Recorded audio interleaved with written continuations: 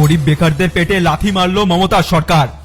রাত পোহালেই bike taxi ড্রাইভারদের উপর অত্যাচার বাড়তে চলেছে মমতার পুলিশের। 1 এপ্রিল থেকে ওলা, উবার, র্যাপিডো বাইক ড্রাইভাররা আর সাদা নম্বর প্লেট নিয়ে বাইক চালাতে পারবেন না। রাজ্য সরকার জানিয়েছে 1 এপ্রিল থেকে বাইক ট্যাক্সি চালকদের গাড়িতে বাণিজ্যিক নম্বর প্লেট থাকা বাধ্যতামূলক। যদি কেউ পার্সোনাল নম্বর প্লেট নিয়ে দুমুঠো ভাতের আশায় বের হন, তাহলে বুঝতেই পারছেন কতটা হেনস্থা সহ্য করতে হবে।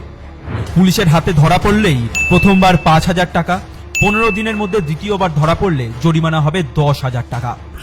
ভাবুন একবার, গরিব বেকার যুবকরা চাকরি না পেয়ে সংসার চালাতে বাধ্য হয়ে বাইক ট্যাক্সি চালান, এবার তাদের উপরেই খাড়ার ঘা। কমার্শিয়াল নম্বর প্লেট না করালে বলা হয়েছে আর বাইক ট্যাক্সি চালানো যাবে না। পার্সোনাল নম্বর প্লেট থেকে হলুদ নম্বর প্লেট করাতে হলে কত টাকা লাগবে জানেন? প্রায় 2,500 টাকা। আবেদন করার খরচ 140 টাকা। ফিটনেস সার্টিফিকেট ও বাণিজ্যিক লাইসেন্স করার জন্য দিতে হবে 790 টাকা। হলুদ নাম্বার প্লেটের জন্য দিতে হবে 500 টাকা। আবার 5টি জেলার পারমিট বাবদ দিতে হবে 1050 টাকা। বাণিজ্যিক নম্বর প্লেট করানো মানে নির্দিষ্ট জেলার পারমিট নিতে হবে, যার মানেটা হলো সংশ্লিষ্ট জেলার বাইরে মোটর বাইক বা স্কুটার নিয়ে গেলেই পুলিশি হয়রানির মুখে পড়তে হবে। এবার প্রশ্ন হলো, মাননীয়া গত 14 বছরে কটা চাকরি দিয়েছেন? আপনার শাসনে রাজ্যের শিক্ষিত যুব সমাজ কেন বেকার হয়ে পড়ে রয়েছে? উত্তর নেই আপনার কাছে। তারপরেও কি আছে?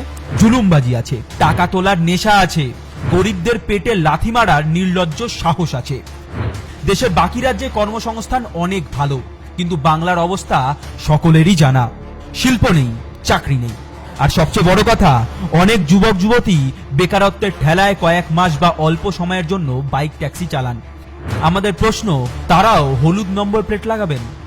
একটি মোটর বাইক বা স্কুটার কমপক্ষে 10 বছর চলে।